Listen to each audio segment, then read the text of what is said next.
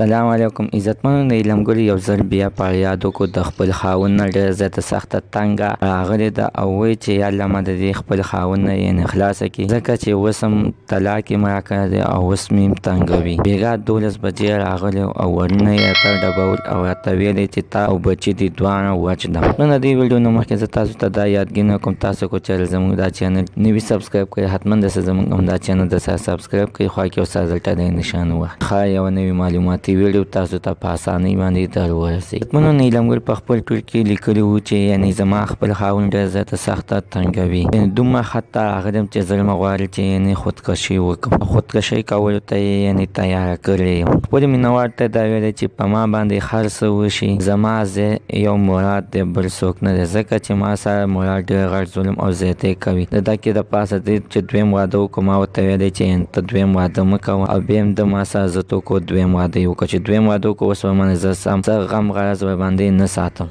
نو اوس دا ما بار بار تنګوي راته وایي چې راځه چې ځو خپل کور ته زه ورته وایم نه ځو. اوس د هغې نه بعد یې راته ویلې تا او بچي دوه هم وژنم او دغه 3 بچي دې هم وژنم نه مو پرېږدم ځکه چې